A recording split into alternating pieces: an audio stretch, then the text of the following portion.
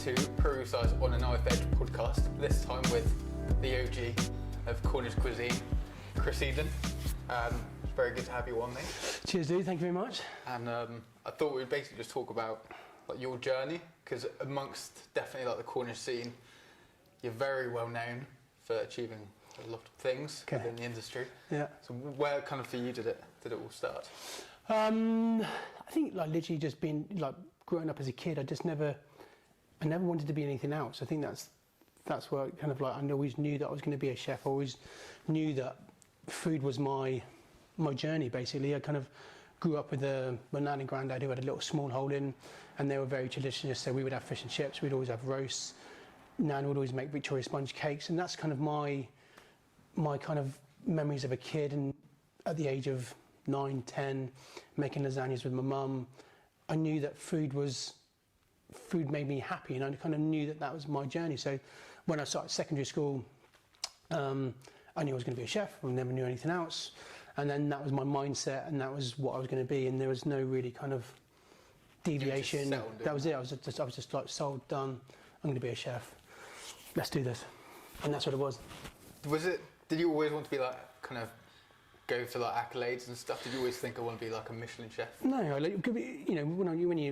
you're 10, 11 or 12 or like that, you never really know anything about that. You just kind of like, I think because I was very driven, I was very sporty and kind of, so I wanted to be the best footballer or be the best rugby player, and I was school captain and all that stuff. So my mindset was, whether or not you kind of look back on it now, I just wanted to be good at what I wanted to be. So I kind of knew that through school I was going to be a chef, and then I kind of, you work in the local pubs and the restaurants, and you're the KP and then all that kind of stuff, and then you see the chefs cooking, you're like, yeah, fucking hell, they're gods, I'd be washing the dishes and all that kind of stuff. And so kind of when I was always looking up to the chefs, and when I was being the KP and all that kind of stuff, and that was what I wanted, that was my journey. And my dad was like a caterer, so he would go off and do Glastonbury festivals and run Holywell Bay Park and Kari's Beach Cafe. So Dad was always in the catering sector as well. My mum was a very inventive chef, like cook basically. We'd have things at home and be like, oh, that's really nice, Mum, can we have that again? She's like, I don't know what I put in it. So it's just kind of like things like that as well. So, and Ricky, my brother's like a butcher, and so it's kind of, it's already in you. I think it was just something, whether however it gets ingrained into you, it's been ingrained into me. And so, going to college, I would then, my parents were very supportive as well. So I would kind of, midweek, I would go down to, when Kevin Viner was at Blackwater, the penny pots. Yeah, because he had the Michelin star. So he was the first Michelin star chef. So during the week, my parents would drive me down so I could work experience with Kev. And if they were busy enough, then they would pay me. And at the weekends, there was another hotel down in Falmouth called Nan Sidwell, and I'd work down in Nan Sidwell for the weekend. So I'd be dropped off on Friday, then one of my parents would pick me up Sunday night after service, and then they would drive me back, and then I'd go back to college on a Monday morning, and they would give me 38 quid for the weekend. So it was just, I was all in, and my stepmom and my dad and my mum both said to me, like, literally, it's going to be long hours. They tried to put me off. They said to me, you won't have a life, you won't do this, you'll give up on sports, you do all this kind of stuff. And I was just like, I think almost like the more you get told that you're not going to do something, you go, I'm going to do this. And that's whether or not it spurred me on or something like that, but I was just, this is what I was going to do, and there was just nothing was going to stop me. But I think that's the thing, is like, even if people try to put you off it, if you really like something, like if you like sports, or if you like, I don't know, figure skating, randomly, but like,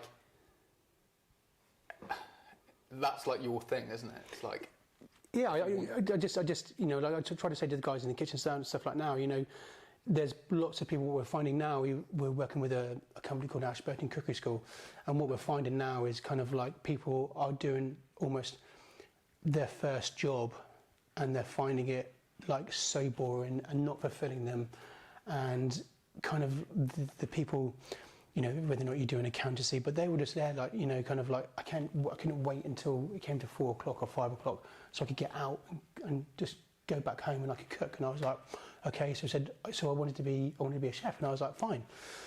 And so almost people are getting second chances at their life now to be what they want to be, and they are more driven now. But I'm very lucky that I knew what I wanted to do, and I knew my journey. I knew how I had to apply my craft, and certainly to a certain degree dedicate my life to what I am today. And so you go on that journey where you work as much as you can to learn, to grow, and your training is part of who I am now. And with your training, you said you went to college? So I went to college. St Austell College for 2 years.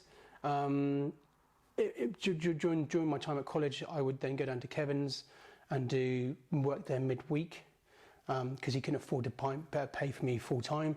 So I would go down to Blackwater midweek to work for Kev, and then at the weekends I would work at Nan Sidwell, and then so that would happen for about 2 years, and then Kevin had a full-time job for me, so I ended up moving to Mainporth with him, to Penny Pots in Mainporth. Was that Michelin as well? So that was Michelin star as well, yeah. Wow. And then just basically I got to about 18, and I was like, I need more. I need more. And Kev was like, okay, fine. I'll send you to London. You go and work with my friend Paul Gaylor at Lanesborough. And I was like, okay.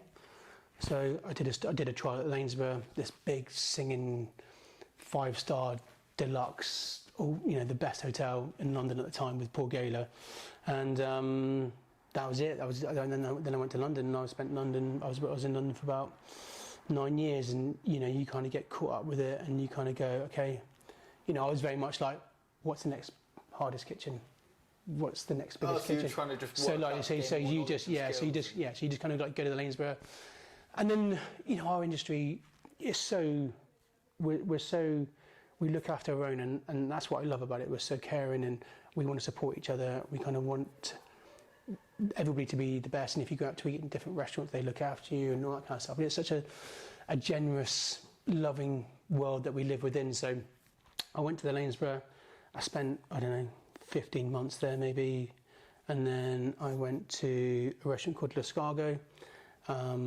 I spent probably about a year there, and then Jeff Galvin and Warren Geraghty and a few of the boys all just left Nicola Dennis, and went to the Greenhouse. So I went to the Greenhouse for a year, and then Jeff's brother Chris had a restaurant called the Orrery on Marylebone High Street, so I went to work there, and then I did, a year and a half there, and he said, where do you want to go? And I said, I want to go for work for Marco's. So then I went to, so everybody knew each other, so kind of like literally, Pierre White, yeah. You worked there? Yeah. So I was the last chefs that worked as the closing down team. So like 2001 was his last years, and he closed the Oak Room, and so I was there. So we closed the Oak Room, and then it's just chefs knowing chefs, isn't it? And then I was like, talked to Robert Reed, who's the chef de cuisine of Marco's, and I said, where do I go? And he said, right, you go to the Square. And I was like, okay. So I went down to see Phil Howard, and I worked at the Square for nearly 4 years. And that was probably my real kind of understandings of who I wanted to be and what I wanted to be, and understanding like what chef I wanted to become, kind of thing, and learning in that, that's the first kitchen. I was like, I fucking love this. This is me. So straight away you're like, this is yeah. So the other kitchen, like working for like people like Chris Galvin and Jeff Galvin, they were the guys that kind of like inspired me. Like, I always kind of looked back and kind of think to myself like, why am I like I am, or why am I doing this and that kind of stuff? And so there's snippets of people, and I think that's what I try to speak to the young chefs. When the young chefs come to me now, I don't sit there after the interview going, right, yes or no, and that kind of stuff. I just say, right, okay, for me personally, you've got to realise what you want to be. If there's something in this kitchen that you find attractive and the food speaks to you and that kind of stuff, then that's fine. If it doesn't speak to you, or if this isn't the kitchen that you want to be in and that kind of stuff, no problems whatsoever. I don't mind. But I want you to go away, have a good little think about things, and then give me a text message or let me know yes or no. Because I think when you sit down, it's too formal, it's too much pressurised, and that person has to make a decision about their life and what they want from it. Yeah. And then that's when you kind of push people into a role that maybe they don't want, and 2 weeks, 3 weeks, a month later, they leave. Yeah. And so my mantra basically now is a kind of like literally, I know the chefs that I've worked for, who inspired me, and I almost want to make sure that they would, for Phil Howard, I would run through brick walls. I would do anything in my powers to make sure that we were doing the best food, the best things. The same for Chris Galvin, the same for Jeff Galvin. Those are the guys that inspired me, that I want to emulate or be, and all that kind of stuff. So you kind of think to yourself, like, if I'm a little bit of them and I'm trying to inspire the next group of people to come through, then I want them to love what they do as much as I do. So you all want the same you're all on board. And the same you're all on vision. board, yeah. You're all on board. You kind of like. There's no point, having a team of people that will pull in and pushing against each other and that kind of stuff. I want to come into work. I want to have a run around. I want to have a good fun. Yes, we push and we work hard and that kind of stuff. But I want to have fun in that kitchen. Do you know what I mean? I want to have. I still. I'm 45 now, but. I still put my chef whites on, thinking I'm a 20-year-old kid running around having fun in the kitchen, and that's what it should always be like. I still love, dream, and still think of dishes all the time, and want to keep on pushing forwards and making me and the team better, and that's the drive, the mindset, I suppose. I don't know. It's definitely coming across. You just keep on going. You just keep on going. Have to. So then, after all the training you've done now and experience you've got around London. Yep. When did you end up going to the Driftwood? I don't know. 2000. So we kind of she came to. I left the square. We did the opening of the Wolseley, and with Chris Galvin. He was like, come back, Chris. We'll open up this restaurant, and it'll be nothing like London's ever seen, and we'll still be like the Ori. We'll still go for it. And I was like, okay, yeah, fine. And then it's like 300 covers for lunch and 400 covers for breakfast, and London had never seen this grand cafe that had been done. So it was really cool. And then I kind of got to a point where I was just like, I'm not part of London anymore. I'm not enjoying it. I'm done. And I left London and didn't go back for about 2 or 3 years because I just completely fell out of love with it. It was just. Was it just too much? I just think whether or not you talk about burnout or you just talk about I'd done 9 years or whatever time I did there, and I got to a point where I couldn't do it anymore. I just didn't love London. I wasn't part of it anymore. We were just working, and it just wasn't any fun anymore. And kind of I made a conscious decision. I've been away for a long time from home. I wasn't really coming back that much either. And I was like, okay, I'm gonna move back. So we kind of came back, and yeah, literally, it all kind of, one of my friends that I used to work for, Andre, he knew a guy called Rory at the Driftwood, and he was leaving, and then I went down and had a chat, and it just kind of all worked out. I was going back, and I ended up going to the Driftwood in 2007, 8, maybe something like that. I think something around that kind of times, yeah. And then you kind of go, okay, cool. Let's see what we can do here. Let's figure out me. Let's figure out what we're going to do, food, and just go on another journey and kind of figure it out. And the Driftwood was a huge part of my life, and very proud of it. We achieved a lot of things there. Did you kind of go in with the mindset there of being like, right, we're going to take this to, again, Michelin level, or we're going to get those rosettes and get the accolades, or were you just like, let's cook really good food, and then whatever kind of comes along? So yeah, so I think at the real beginning, I was like, we're going to go for stars, we're going to get this, and all that kind of stuff.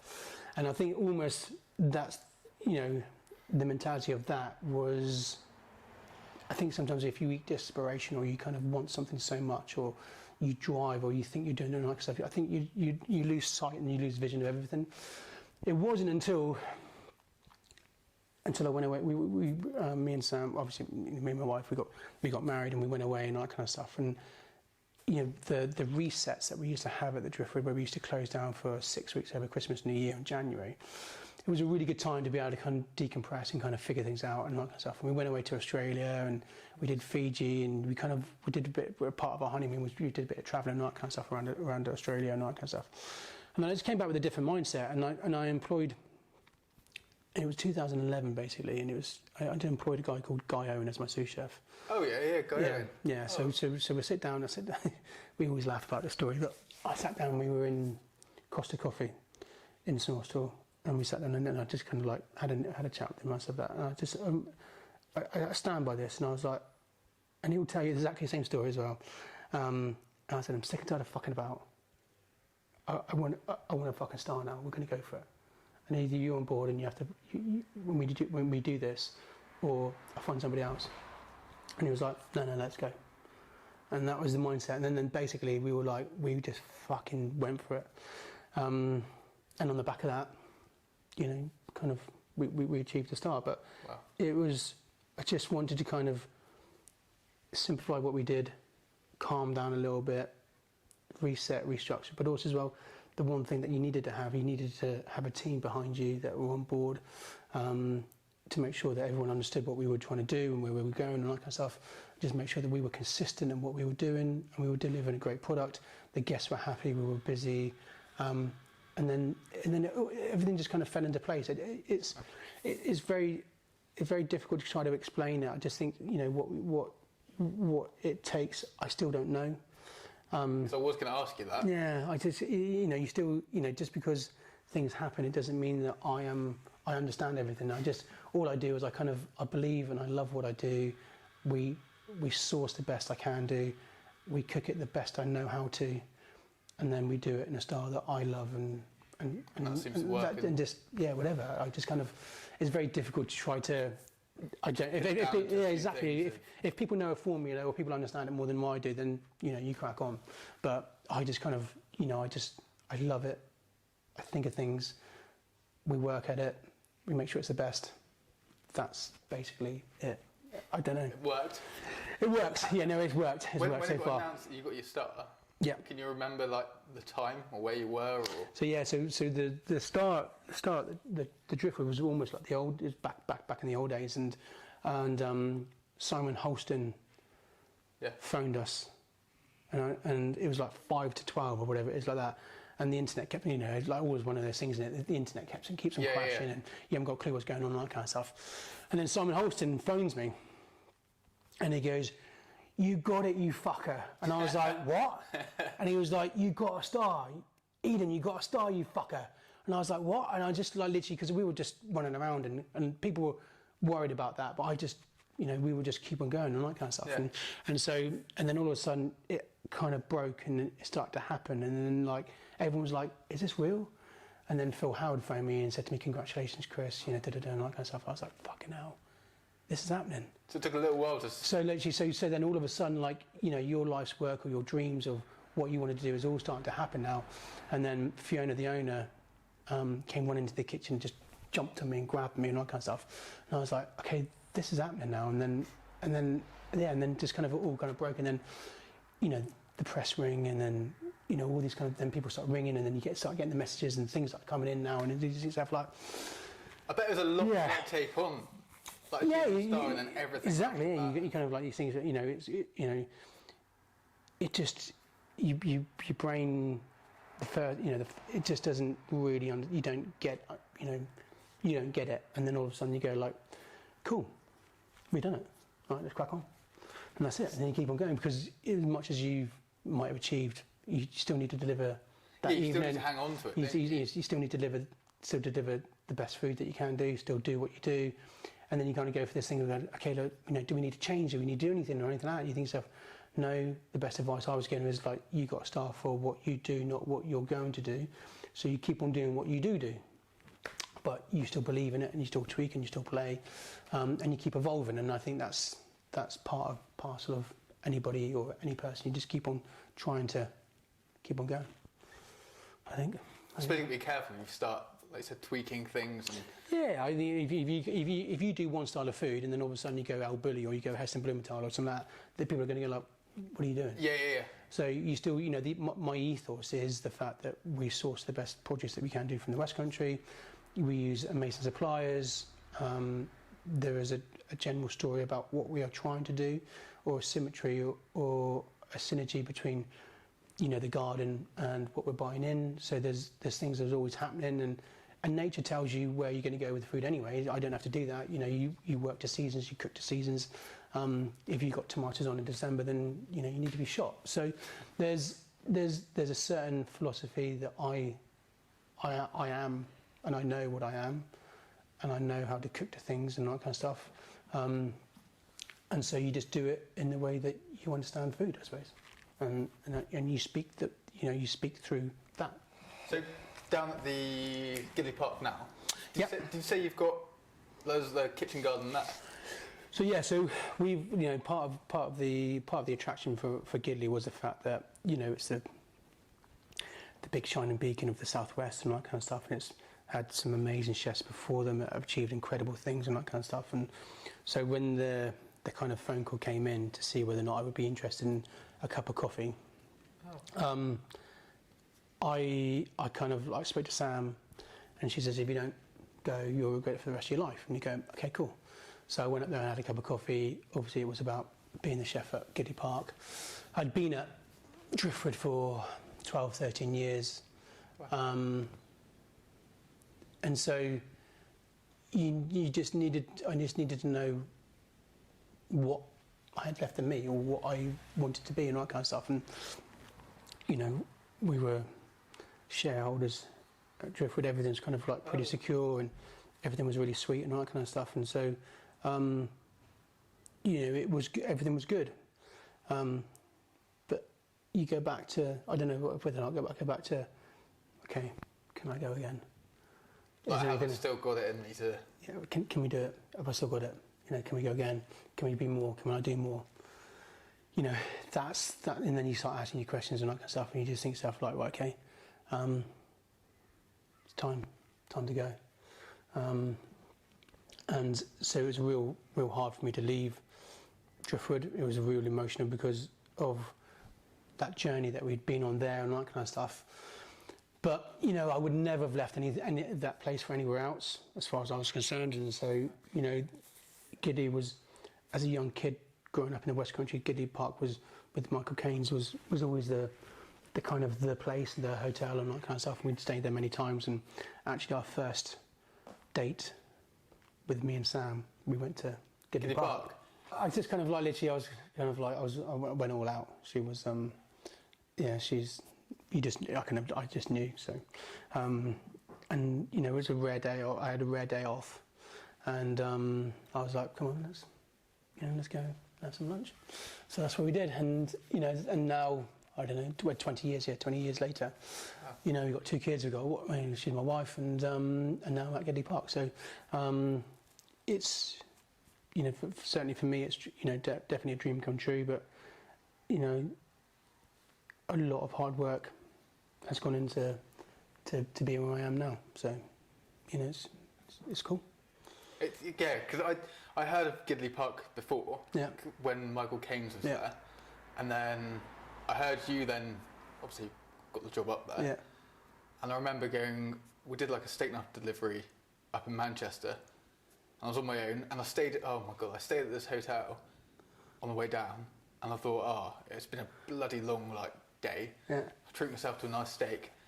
This will get to Gideon Park. Yeah. I treat myself to a nice steak. I think it was like over 20 quid or something, and I thought, I deserve it. It's been tough. You would be fuming. And then they served me the steak, and there was no colour on it. The steak was grey. What was this in? I can't remember now. Okay. It was was Gideon Park? No, it wasn't. No. But the steak was grey, and I ordered it rare, and it was more than well done. Yeah. And then they garnished it beautifully though. They served it with this humongous tomato with this massive tree branch of rosemary in, literally just sticking out, and then it came with some triple cooked chips. But when potatoes are off and they're kind of squelchy. Right. So I bit into it, and it had that texture of it was fucking rancid. So I think I managed to get a refund on it because it was horrific. And then on the way back down, I thought, Gideon Park, I'll stop in there. Yeah. And had the gnocchi. Yeah, the gnocchi. It was fucking awesome. Really, really good. And the location where Gideon Park is stunning. Everything about the whole experience of it is just. It's a real lovely place. It is an awesome place. I am lucky to be there, we just keep on going. With like Goodley, are you looking at? Are you just kind of cooking the best you can now? Yeah, I think like happens. That is it now. Like literally, kind of like I think I just know at the beginning of the Driftwood where we just kind of like we were so kind of like we want to start, we're going to do this, we're going to do that, and actually probably what we were doing was 10 times more complicated or harder than what I've ever done in my entire life. And then, like I say, we went away on holiday and all that stuff, and we ate some food in Australia, and I was just like, I just want to fucking calm down a little bit and just kind of just go back to loving what I do and the reasons why I am what I am, and going back to cooking food that I love and what I believe in, and that's what kind of happened at the Driftwood, and nothing's really changed at Gidley. We're still in the West Country. Suppliers wise, we might have changed a little bit, but the core of our sourcing is still Wingfish, it's still Philip Warren's, it's still Total Produce or Dole Foods, it's still, still those guys that are still at the heart of everything we do. We have the kitchen garden now where we've got a gardener that's producing, stuff to come into the kitchens now and that kind of stuff. And so the rule of thumb there is the fact that if it's ready, it comes into the kitchen, we will sort it out. And 9 times out of 10, you kind of end up doing, we're just going into, the carrots are being pulled out the ground now. So, the garnish that we're going to do now is very versatile, but it's simply delicious and a real kind of, synergy of what we're trying to do between the kitchen and the garden and that kind of stuff. So it's like a carrot dish, but the garnish is just so beautiful that it could work with red mullet, it could work with John Dory, it can work with chicken, and so we're almost more veg-centric and more kind of very seasonal with very seasonal, and that dish might be on for the next kind of 2-3 weeks, and we might have to change it again or something like that. But you kind of go talk to the gardener, they go, this is ready, and you go, okay, cool, and then you kind of sit down or you dream or whatever, however it comes to me, but you go, okay, I want to see this now. And so we get the plate of food up and we kind of dress it and then we eat it and we go, yeah, that's cool, that's banging. Or we needed this, or it needs more texture, or we need something in there. Kind of tweak it, and you just kind of like, yeah, exactly. But you have, the thing is that this, in my head, it needs to come out. I need to get it out. So we will do it for maybe like 3-4 days, the dish, and we'll tweak and play it, and then all of a sudden we'll just click and you go, cool, that's it. And that's how we kind of, that's how we do it. It's a good program. I'm similar to like, if I have anything in my head. Yeah. If I just keep it in there, it feels like my brain's going to explode. So I've got probably like 10-15 notebooks where it's just like getting it out there. Yeah. And then, like you said, you just tweak it. And exactly. I mean, I go to bed at night and I've got a notepad next to me, or I've got my phone next to me, and so I'll wake up in the middle of the night and that dish will come to me, because I can't, if I'm thinking of something, whether or not this is part of my overthinking, I'm an overthinker. So I can't go to bed until everything clicks. So then I'm lying in bed and I get that dish and I'm done. Then I write it down and then I'll place the veg order. And then the next morning it'll all come in, and now the chefs now go like, this is coming, chef, that's coming, what are we doing today? And I go, okay, we're doing this. So they know as well, like literally when some things that they don't recognise or they haven't seen before and stuff like that, like literally something else will come in and they'll be like, right, today we're going to do this. And that's how, I don't know, literally just, I'm very, seasonally driven, spontaneous, reactive. We need to make sure we just keep on doing the same, we keep on moving forward or working to the seasons and just kind of, just keep on, I don't know, just keep on going. I still need to have that fire in my belly. I still need to come into work and just kind of go like, fucking let's go. That's where I am. It seems like you're definitely very passionate about it, and even after all those years of like London. I think what I was trying to say when we talked about like people having a second chance at the job and all that kind of stuff, maybe doing one job and then realising not for them and coming back. I firmly believe that, chefing or cooking or our industry and all that kind of stuff, it chooses you. You don't choose it. It chooses you. You are what you are. Yeah. And you either tolerate it and you accept it and you kind of go, okay, this is who I am. This is what I do, because that's your longevity. Then this is what I'm going to do to look after my wife, look after my kids, and there's a huge dedication and sacrifice and all that kind of stuff. A lot of selfishness.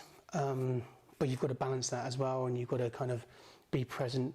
So there's just the mindset of just making sure that you just keep on being the best you can. The one thing that kind of you just have to make sure that you are, certainly now and then, kind of like the last couple of years since coming back from COVID and all this kind of stuff, you just need to make sure you're present. And I think you have to make sure that you are focused and driven. And I think that's healthy. I think that's part of who I am and what I am. And I've accepted that. I accepted that a long time ago, that, you know, I am this person, and I'm completely comfortable with it. Some people might not be if they're at the other end of the fucking bollockins and all that kind of stuff. But at that, you know, all it is at that moment counts, and that moment matters, and the guests are trying to get the best food, and we're trying to deliver that. And, you know, that moment, you're my vocal point, but actually the bigger thing is the fact that the guests have the best time. And at the end of the service, we'll clean down, there's no hard feelings, there's no grudges or anything like that. The next day we go again. And it's a standard saying in like hospitality, isn't it? Yeah. Service is service. 100%. That's it. Exactly. After it. Yeah, no problems at all. Like, you know, there's no grudges, there's nothing like that. And, you know, it doesn't mean that it's, you know, you shrug it off and that kind of stuff. As long as you kind of understand that at that moment there's something wrong, you've got to solve that problem. We don't have that luxury of having a cup of tea and talking about it for 20 minutes in the middle of service. It's literally like... It literally is that minute, you fucking give me that, or do this, or you jump on the stoves and you bail them out the shit, and you get back on the path again, or however it functions and stuff. But at that moment it matters, because something's wrong, you need to rectify it, you solve the problem within 30 seconds, then you crack on again. And you keep on, you just want to make sure the guests are paying big money, or, you know, a bit like what you say, you know, people could have saved up money and they want this experience, and if you let them down, you know, they won't forgive you. They'll you know, they don't forgive you, do they? They just kind of like, they're went out to this place, it's fucking shit. Like you talked about the steak, but you'll never go back there again. Yeah. Do you know what I mean? And that's what it's all about, isn't it? You know, people are spending big money, they're coming to see you and that kind of stuff. And if you were just kind of like going up, you know, never mind, you had a bad time, doesn't matter. There's somebody else who's going to come through the door. Then all of a sudden, that one person tells somebody else they had a shit time. Then all of a sudden, you know, you're going like, why aren't we busy? Because you're not delivering the product that you set out to do. If you set out to deliver a product and you let yourself down, or you let the guest down, I don't sleep. I beat myself up. I'm like, right, what the fuck have we done? Why have we done that? What's happened here? How do we rectify it?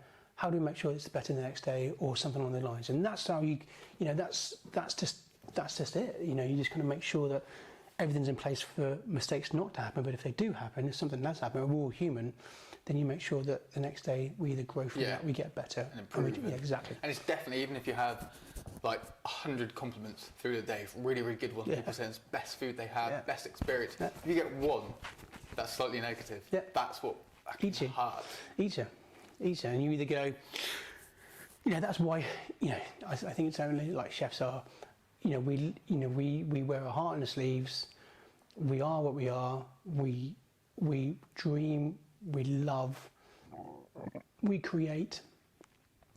And when someone says that's fucking shit, or that's not right, or this is the worst, and that kind of stuff, like, it's not something that we're not emotionally attached to. It's part of, you know, it's our dreams or our thoughts or what we believe in, or, you know, that's our love. Or somebody's, you know, certainly fish, meat, and plucking vegetables up the ground. Something's made a sacrifice for that. Do you know what I mean? And you just think to yourself, like, for you not to honour that or respect it or something like that, and for them, and you fuck it up and put it out, and then it gets sent back, and you think stuff like, who's the fucking idiot? You know, it's really that person. It is, yeah. It like is, you said about your heart in your sleeve, it's like heart on your dish. Like it's so, you know, so much into exactly. You know, it's one person's craft, or a farmer, or somebody's done something along those lines to love and to care for that. And then you've got to love and care for it. You know, you've got to kind of accept it and kind of go, right, okay, come into the kitchen. We're now got to make this the best that we can be. And once you kind of have those bonds and those bonds with the suppliers, then you love and believe in that just as much. And so you kind of want to do the best you can for that. And so, definitely, you know, kind of like everything, all the suppliers mean something to me. I'm friends with them because we've been on the journey. They've been with me for many years now. You know, Michael down at Chocolada. Oh yeah, I haven't been there yet. Yeah, mate, he's like, you know, I always remember walking through Trura's Farmers Market and there were samples there and like stuff, and I ate the sample and I was like, fucking, you're a game changer. Is it like And next level? then so I tried the chocolate and like, you know, when some people talk to you about certain things, you know, you kind of like, they go, oh yeah, you know, the chocolate, you get notes of leather and red wine and you get this and raspberry fruits and all that kind of stuff, and you go like, how the fuck is chocolate? You know, we're so used to Cadbury's mass rolled out shit. Yeah. That when you eat a piece of chocolate now from Chocolata, it's kind of like, how do you do that? Because that, you go on this massive journey with the chocolate and all that kind of stuff, and you think to yourself like, so when I tasted it for the first time, this is going back 12, 13, 14 years ago, and I was like, mate, where's your business card? I need your chocolate. And he was like, oh, I'm really a small producer. I don't really do, you know, I don't really do anything for commercial or industry and all that stuff. And I said, but I need your chocolate. And so basically then I would hound Michael weekly, monthly, I need your chocolate, where are you? And then gradually, kind of, he got to a point where he could supply me. So I was only a person that he was supplied to. Then he grew bigger, and now Chocolata is what it is now. You know, Harrods, Selfridges. Really? Yeah. No, he's all singing and dancing, but it's a testament to him that he's producing some of the, if not the best chocolate in the UK. Simple as that. And it's Falmouth, isn't it? And it's Falmouth, and there's a real strong ethos with him. You know, all the cocoa beans come over by sailboat, minimal impact. Huge, you know, story with him. You know, he is, you know, for me personally, a game-changing person. And you can talk about that. You can talk about Ian Warren and Philip Warren at Warren's Butchers. You know, the love and care, the dedication, and the sourcing, and you know what they do, the aging chamber, the purifier air, you know, everything. You know, and that's what I love. I always make sure I go and see the suppliers. I make sure I see what they're doing, the environment, how they work, what their ethos is, what they believe in, and all that kind of stuff. And they'll tell you as much as I do, you know, what's the best, what's coming into season, what have you got, you know, all that kind of. And literally, I need to feed off them. They're the inspiration for me to be able to do what I do. But I need to find out what they're doing, what they're seeing. You know, what's coming in, you know, might be one thing that is the best thing that they've seen in a long time. You send it to me. I want it. Nobody else gets it. I want it. and so that's where I am with that as well. Like, literally, they might have one fish of turbot that's 12 kilos. No problems at all. You've sold it. I'm having it. And that's it. If you've got like suppliers as well who are like really passionate about what they do, that really, really fires you up as well. 100%. You can have like this incredible conversation and. Yeah, I'm literally texting you. I'm on the phone in the kitchen, like literally just messaging, you know, this, that, what's happening, what's going on. You know, as much as we cooked to seasons with the vegetables and all that kind of stuff, there's seasons to fish, there's seasons to meat. You know, there's all these different things that literally, you know, as we come out of the summer now, all the cattle have been grazing on the summer grass. So our beef now will probably be at the best in October, November, because of the summer grass that they've been feeding off. And so there's little things like that, you know, as our temperatures of the water changes now, you know, we'll say goodbye to the turbots, but we'll say hello to the red mullets. We'll say hello to the monkfishes and all that kind of stuff. So it's just understanding what's happening to you. So you already know where we're going. You know, the venison, you know, we might say, you know, we need to change our dishes, so we're going to see venison now, and you know, all those kind of autumn kind of flavours are kind of coming to season now. So, you know, we need to be looking at that, saying goodbye to late summer, and start moving into early autumn now. So it's kind of, you know, my brain's already going. So you're really, really in sync with like the seasons and everything, with like nature. Not the way to be. I don't like, you know, we're not going to have peas and boiled beans in October, November. We're not going to have tomatoes on the menu. You know, the things like that just don't exist for us. You know, we you know, people say to you, you know, what's your favourite season? I said, I don't know what my favourite season is. Because as you come to the end of, you know, kind of like late winter and that kind of stuff, you start hearing the signs of early spring and that kind of stuff. You hear about the asparagus. You know, I'll peel the asparagus, but then after you peeled boxes and boxes and boxes of asparagus, you're like, oh, season, you know, asparagus season. Thank fuck for that. I'm bored of peeling asparagus. And you go like, so what's coming in now? Like peas and boiled beans. So you go, okay, cool, let's get excited about that. So, you know, and then you peel, you know, like the garnish boy, like he's like, oh yeah, the peas and boiled beans are out of season now. And it's like, thank fuck for that. Like, because you potted them. But then you start saying hello to Jerusalem artichokes and celeriacs and all those kind of root vegetables, the beetroots and the carrots are coming out the ground now. You know, all those kind of things, like you get excited about that. So, you know, everything, you know, I kind of like literally I just get, you know, that's what kind of feeds me. I kind of go like, fuck yeah, let's go. That's awesome. And then with like your team now at Gideon, have you got any like from I guess previous jobs or positions that have kind of come with you? So I just, well, yeah, this is one of the most amazing thing that's ever happened to me from a professional point of view, really. When I came to say goodbye to Driftwood, and I kind of said that I was going to go to Gideon Park and all that kind of stuff. Like, like there was one guy called Tom, and Tom was skilly down at Skilly's ice cream farm and stuff like this. So Tom was there, and he was like, I said, look, I've got some news. I'm leaving. I'm going to go to Gideon Park. Tom was like, fuck off, just fucking stormed out the kitchen and all that kind of stuff. And then people kind of like went, like disappeared. And I was like, what have I done? What have I done? I don't know what I've done here. Then you felt down yourself. You're like, have I done the right thing? Is this right for me? But I think it's right for me. And then a day went past and we come back in the kitchen again. It's a bit of silence and you kind of keep on going on and stuff. And then day 2 came in and we came in the kitchen and we were all cracking on. And then we were like, Chef, can we talk to you? And I was like, yep. And they all came to me and they said, can we come with you? And I just couldn't believe it. I was gobsmacked. And I kind of spoke to Gideon and all kind of happened and all that kind of stuff. So literally the team of Driftwood came to the Gideon team. And that's one of the most amazing things. And obviously from the time of 2019 when we started there, we've kind of gone through COVID, and we've had to make changes in structure and all that stuff. But there's a few guys. There's one guy, Jimmy, who's been in the kitchen since I took over there. But coming back from COVID and doing things and all that stuff since I've been there 4 years now, unbelievably. So there have been the team came with me. They've kind of filtered off and gone away and done everything. And some people have gone to London to work now, and gone on to different places and all that kind of stuff. So incredibly proud of what happened and where they are now.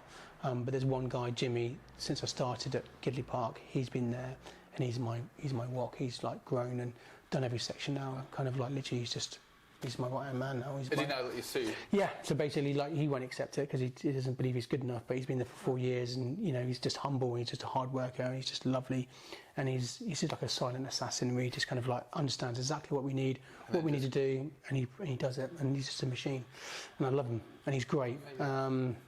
So Jimmy's the only guy that I've got left now, but really lucky that people pop back in again and kind of visit and say hello and all that kind of stuff. So That must be amazing for you to be, because earlier in the conversation you were saying about how the chefs you worked with, like they inspired you, and then you wanted to become kind of like that as well, and then to have your brigade at Driftwood, then follow you to. But then it's bonkers. Like literally, I was just that's amazing. That shows a lot of like loyalty and. Yeah, I kind of like I just equally I felt bad for Driftwood because Ollie, the next chef coming in, but he was like, mate, you're going to Gideon Park, like no wonder everyone wants to come with you. But then he had his own team that was coming in with him as well. So it kind of, I think everything kind of worked out for the best, not because it's just kind of like, you don't want to leave people. I never wanted to leave people if you're in a high and dry and all that kind of stuff. But Ollie came in, he had a team, and he was all ready to go. So I think everything worked out the best. But you just kind of like, as much as I am one person who talks about and all that stuff, but I am nothing without my team, and the team is everything to me as well, and kind of making sure we develop them, make them stronger, make sure they learn, they keep on moving forward, and as they grow, I grow, and we kind of dream bigger, and we keep on moving forward, and that's part and parcel of all of it, is the fact that I'm only as good as my team, and if we can't produce the food that I need to produce or I want to produce, then we need to move sideways or something like that until we can move forwards. And so that's part and parcel of managing, understanding, and kind of making sure that we're consistent in what we do. Yeah. It's work.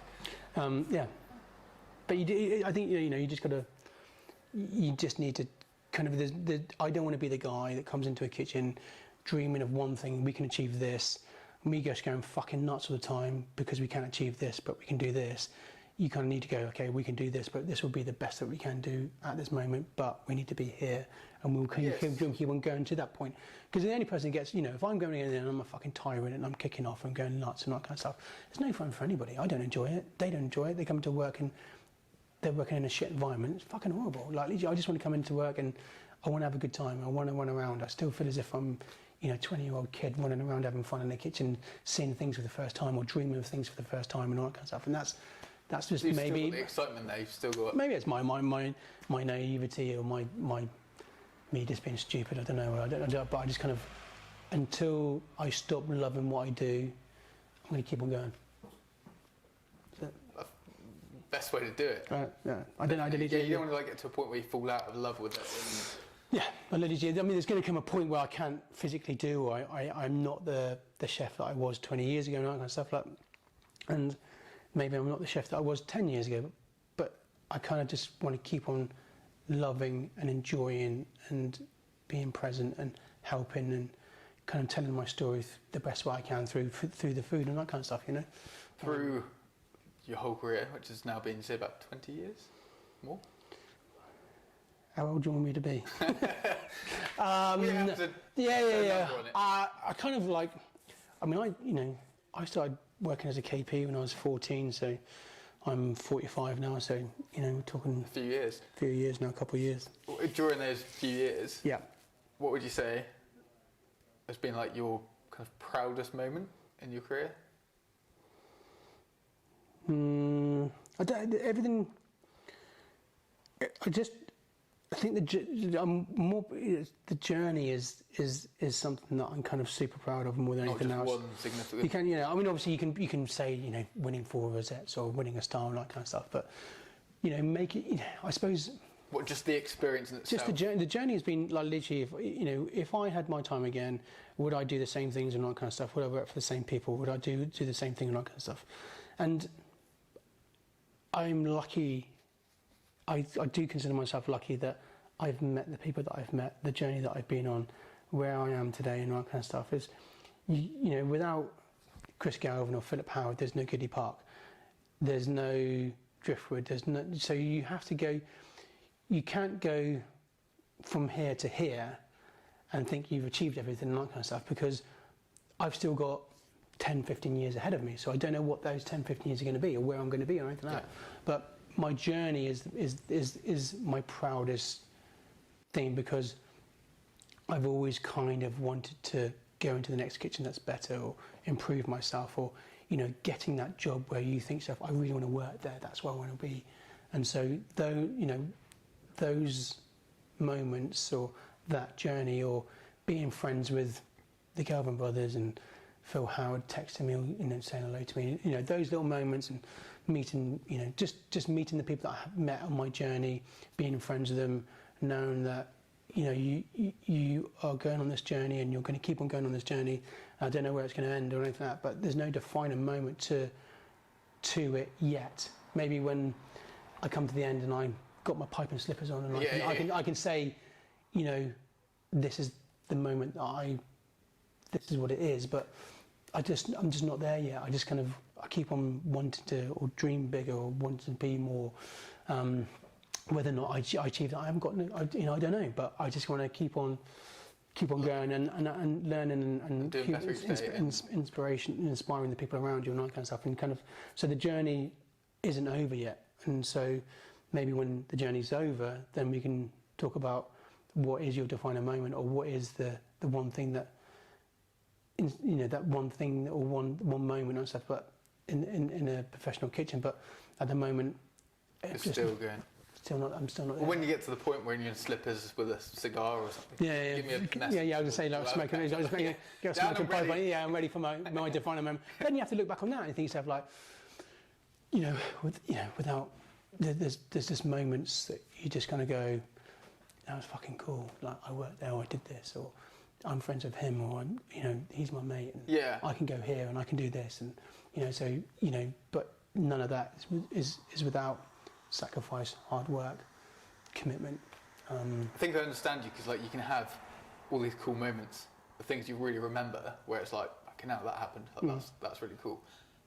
But now, like, thinking about it myself, I'm like, actually, like you said, it's hard to define one significant moment that's your proudest or something, because you're still, like you said, every day you're still wanting to do better or do something different, or like just push. Yeah, I think that you know, that's definitely one thing, is the fact that, like, you know, you have to appreciate the moment, and I think that's really important. You know, some weeks when I leave Gidley, I'm fucking done. Like, literally, you know, I shake, you know, I go to the general manager, I shake his hand, I said, you know, I can't give you any more. I'm fucking done. Like, and he goes, cool.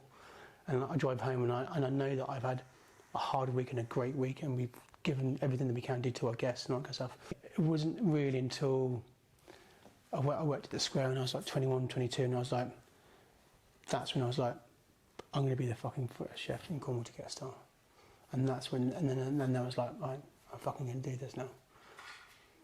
And then I came back, and then yeah, and then obviously then, yeah, stars aligned, or however, you know, and then it kind of happened. But you know, it's you know, the one thing that you have to do is you have to learn your trade. You have to understand it, because as much as you kind of think to yourself, you know, I want this, you have to understand why you're doing it, or what you're putting on the plate, and how to cook it properly, and what is delicious, and what's in season, and what's happening to the things around you, and that kind of stuff. And so there's you know, and by working the way I probably have done, I've learnt my craft, and I've been lucky enough, and now I am where I am because of that. And so, you know, you talk to the young guys and people and that kind of stuff, you know, you've just got to, it's a hard industry, you've got to get your head down, you've got to work for people that you believe in and want to either aspire or be inspired by. Yeah. And so those are when you talk to people about, you know, what do the young chefs need, and what do this and all that kind of stuff, you just think stuff like, I know what I would do for my chefs. I know I'd run through brick walls for them. I know I would, you know, I love them, and I wanted to be them, and so that's how I learn, and that's all I can say to the younger guys is coming through, and also find somebody that you love, find a chef that you want to be, or the ethos, the understanding and the philosophy of what they're trying to tell you or teach you, all that kind of stuff. I'm trying to figure, you know, it's very much, you know, very hard to talk to an 18, 20-year-old where they're living for the moment. They don't see 5 years or 10 years time. But what they need to understand is what do you want? Where do you want to be? But yeah, it's been like really, really interesting to talk to you.